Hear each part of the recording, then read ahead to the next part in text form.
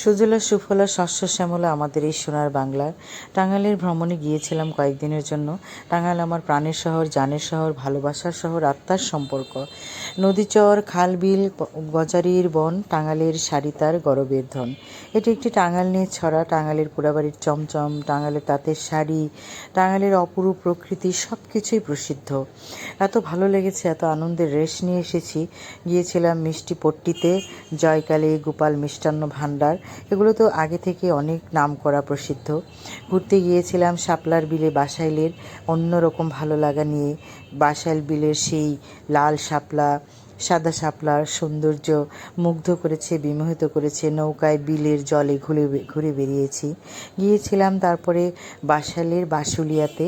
বাসুলিয়ে যে নদীর মাঝে নৌকায় এত ভালো লেগেছে যে এই অনুভূতিগুলো আসলে মুখে বলে বোঝানো যাবে না। এটা আসলে অনুভব করার ব্যাপার। কাজে ঘর থেকে বের হতে হবে। ভালো লাগা নিতে হলে, ভালোবাসতে হলে, আনন্দ নিতে হলে ঘরের কোণা থেকে বের হয়ে আসতে হবে। যে রবীন্দ্রনাথ বলেছেন, দেখা হয় নাই চক্ষু মেলিয়া, ঘর হতে শুধু দুই পা ফেলিয়া, একটি ধানের শীষের উপর একটি শিশির বিন্দু। লাল শাপলা দেখলাম, সাদা শাপলা দেখলাম, বাঁশলিয়া নদী দেখলাম, তাহলে কচুরিপানা ফুল কেন বাদ থাকবে? তুলে নিলাম কচুরিপানা ফুল। এই ফুলের সৌন্দর্যে আমি সত্যিই মুগ্ধ। এত সুন্দর আমাদের বাংলাদেশ।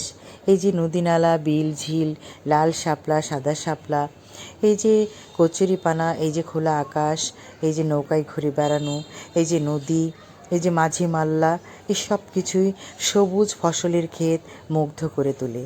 টাঙ্গাইল গেলাম, অথচ শাড়ির মার্কেটে যাব না তা তো হয় না। সেই পুরনো শাড়িকা, যেখান থেকে আমার মা শাড়ি কিনতো, সেই শাড়িকাতে গিয়েছিলাম পুরনো স্মৃতি রোমন্থনের জন্য, আর কিছু না। ওখান থেকে শাড়ি কেনা হয়নি। বাবার পরিচয় দিলাম, চিনতে পারলো বাবাকে। তারা আমার বাবা মার জন্য ভালোবাসা জানালো, সম্মান জানালো। আর জয়কালী গোপালের আহাহা চমচম, পান্তুয়া, রসগোল্লা, রসমালাই, আহা কি আবেশ!